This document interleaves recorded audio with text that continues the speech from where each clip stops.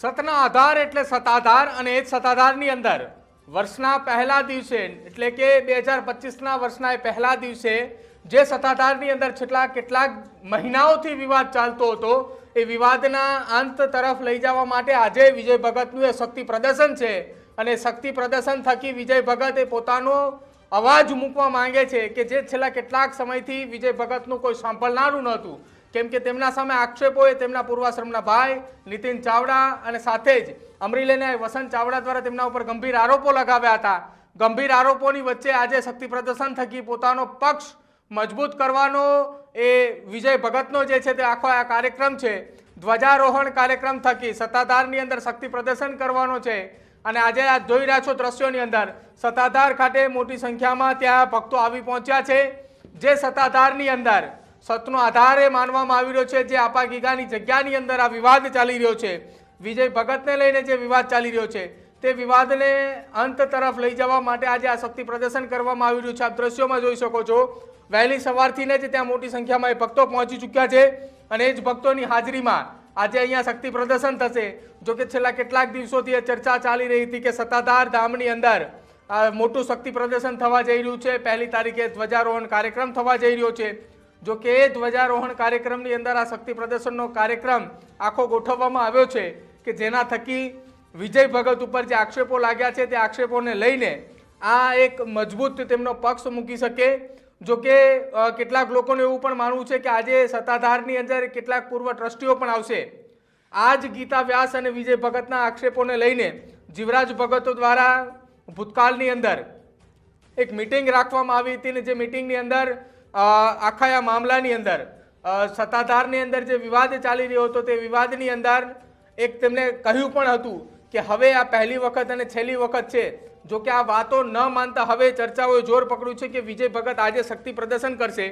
મારી સાથે મારા સહયોગી દીક્ષિત ઠકરાર જોડાયા છે, સીધી વાત તેમની સાથે કરવી છે. દીક્ષિત, સત્તાધારની અંદર આજે મોટું શક્તિ પ્રદર્શન વહેલી સવારથી જ લોકોનો જમાવડો ત્યાં જોવા મળી રહ્યો છે. દ્રશ્યો પણ એ પ્રકારના સામે આવ્યા. સૌરાષ્ટ્રભરની અંદરથી સાથે સુરત સહિત દક્ષિણ ગુજરાતની અંદરથી પણ મોટી સંખ્યામાં બસની અંદર લોકો ત્યાં આવી પહોંચ્યા છે. દર બીજના દિવસે સ્વાભાવિક રીતે ધજા ચડાવાતી હોય ધ્વજારોહણ સાથે, પરંતુ એ પત્રિકા છપાવી બસો ચાલો સત્તાધારનું આહવાન થવું આવું ક્યારેય થયું નથી સરકારમાં. પરંતુ જે રીતે સત્તાધારમાં ગીતા વ્યાસને લઈને વિવાદ, સતત પરિવારજનો, અનેક આરોપો પ્રતિ આરોપ અને આ તમામની વચ્ચે વિજય ભગતનું ભેદી મૌન, આ ઘણું બધું કહી જાય છે. પણ આજે વિજય ભગત કઈ રીતે મૌન તોડે છે? કારણ કે મૌન તો મહેશગીરીએ પણ તોડ્યું હતું, પરંતુ કેવા પ્રકારનું મૌન તોડ્યું હતું, કથિત તથાકથિત સાધુ સંતોનું સંમેલન હતું એ આપણે જોઈ લીધું. એટલે હવે આજે જયારે વાત છે કે ગીતા વ્યાસને લઈને મૌન તોડે છે તેમ નહીં, આપણે એવું પેલાય નથી કીધું, આજે નથી કહેતા કે વિજય ભગત ખોટા છે, પણ જે ભક્તોના જવાબ આવી રહ્યા છે, કોમેન્ટો આવી રહ્યા છે, પ્રશ્નો આવી રહ્યા છે, એવું છે કે ગીતા વ્યાસને લઈને શું છે તેનો જવાબની તમામ લોકો આશા અપેક્ષા રાખીને બેઠા છે. જ્યારે વિશ્વાસ છે કે વિજય ભગત આ ગીતા વ્યાસને લઈને મૌન તોડશે. દીક્ષિત, આજે મહત્વની વાત એ પણ ચર્ચાઈ રહી છે કે ભૂતકાળની અંદર પણ ગીતા વ્યાસ અને વિજય ભગતને લઈને એક વખત ચર્ચાઓ થઈ હતી, બેઠક થઈ હતી કે જ્યારે જીવરાજ ભગતે હયાત હતા અને એ દરમિયાન કેટલાક ટ્રસ્ટીઓ જે પણ ત્યાં હાજર હતા એ ટ્રસ્ટીઓ પણ આજે હાજર રહેશે અને એ કોઈ આખા આ મામલે ખુલાસો કરે અથવા એ કોઈ રજૂઆત કરે, વાત કરે એવી પણ શક્યતાઓ છે. તો પ્રદીપ, એક સ્વાભાવિક વાત છે કે આજે એ જ લોકો પૂછવાના છે કે જે વિજય ભગતના સમર્થકો છે, એટલે બબાલના કે આના કોઈ ને કોઈ દ્રશ્યો નહીં આવે, પરંતુ કઈ રીતે આ મામલો શાંત પડી જવાય એની વાત છે આજે લગ્ન થવાની છે. એટલે એ વાત બહુ નક્કી છે કે આખી આ ચર્ચાની વચ્ચે જે પેલા ગીતા મહેલની અંદર રહેતા ગીતા વ્યાસ છે એને પણ ક્યાંક અંડરગ્રાઉન્ડ કરી દીધા હોય એવી ચર્ચાઓ ચાલી રહી છે. એટલે એની વાત છે છેલ્લા 7 દિવસ ઘણા બધા દિવસથી કે બેન થોડા ઘણા દિવસથી ત્યાંથી વિવાદ ચાલુ થયો ત્યાંથી ગાયબ છે, અંડરગ્રાઉન્ડ છે. પરંતુ હવે આજે ઘણી બધી વસ્તુઓમાંથી પડતો ઉચકાશે કે બેન છે ક્યાં, કારણ કે જે પ્રમાણે જે સ્થિતિ છે, જે વિવાદ છે, એમાં ઘણા બધા દિવસથી આ બેન છે તે બેદી રીતે ગાયબ થઈ ગયા છે. વિજય ભગતે પણ સ્ટેટમેન્ટ આપ્યું, સ્ટેટમેન્ટમાં વિજય ભગત પણ ક્યાંય નથી દેખાણા, તમે જોઈ લો તો વિજય ભગત પણ ક્યાં છે, મૌન તોડશે કે નહીં, એમાં અનેક સવાલો શરૂ થઈ ગયા છે. વિશ્વાસ છે કે આજે જોઈએ વિજય ભગત શું કરે છે. બિલકુલ, આભાર અમારી સાથે જોડાવા બદલ દીક્ષિત. તો સત્તાધારની અંદર આજે સતનો આધાર અને જગ્યા ઉપર આજે શક્તિ પ્રદર્શન થકી પોતાનો વિરોધ, જે પોતાના ઉપર આરોપો લાગવામાં આવ્યા છે, વિજય ભગત ઉપર જે આરોપો લાગ્યા છે તે આરોપોને ખુલ્લા મંચ ઉપરથી જવાબ દેવા માટેનું ક્યાંક આ શક્તિ પ્રદર્શન કરવામાં આવ્યું છે, પરંતુ હવે જોવાનું રહેશે કે વિજય ભગત આ ખુલ્લા મંચ ઉપરથી કોઈને જવાબ આપે છે કે પછી આજ વિજય ભગતે ખુલ્લા મંચ ઉપરથી જે પ્રકારે જૂનાગઢની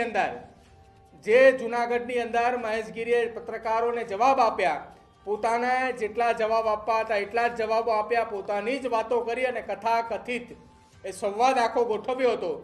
એ સંવાદની જેમ જ હવે આજે સત્તાધારની અંદર પણ સંવાદ થાય છે, સત્તાધારની અંદર પણ ચર્ચા થાય છે. હવે ચર્ચા કઈ દિશાની અંદર થાય છે તે જોવાનું રહેશે. અને ખરા અર્થની અંદર આજે જે સત્તાધારમાં જે ભક્તો પહોંચ્યા છે એ ભક્તો શું વિજય ભગતના સમર્થનમાં છે અથવા તો એ સત્તાધારના સમર્થનમાં છે? વિજય ભગત ઉપર જે આક્ષેપો લાગ્યા છે તે આક્ષેપોના હજી સુધી કોઈએ ખુલીને સામે આવીને જવાબ નથી આપ્યા. એ ગીતા વ્યાસ કોણ છે અને સાથે એ ગીતા મહેલની અંદર આવેલો સર્વિસ સેન્ટર રૂમની વાત કરવામાં આવી રહી છે. સત્તાધારની ઉપર આજે ગંભીર આક્ષેપો લાગી રહ્યા છે. આ આક્ષેપો મામલે ક્યારે કોઈ વ્યક્તિ મૌન તોડે છે તેને લઈને હવે મહત્વની ચર્ચાઓ અને મહત્વની વાતો એ ક્યારે ખુલાસો થાય છે તે જોવાનું રહેશે. પરંતુ આ તમામ વાતોની વચ્ચે સત્તાધારની અંદર આજે જે શક્તિ પ્રદર્શન છે એ શક્તિ પ્રદર્શન થકી વિજય ભગતે પોતાના જાતને એટલે કે પોતે એ બેગુનાહ જ હોય તો એ ખુલીને સામે આવી અને પોતાનો જવાબ આપી દે. પરંતુ આ પ્રકારે શક્તિ પ્રદર્શન કરવાની શું જરૂર હતી? જો કે આવી ચર્ચાઓ સોશિયલ મીડિયાની અંદર પણ ચાલી છે, પરંતુ આ તમામ ચર્ચાઓની વચ્ચે સત્તાધારની અંદર આજે તેમના ભક્તો પહોંચ્યા છે. ધ્વજારોહણનો કાર્યક્રમ છે અને એવું પણ માનવામાં આવી રહ્યું છે કે આ કાર્યક્રમ બાદ વિજય ભગતે પોતાનું મૌન તોડે.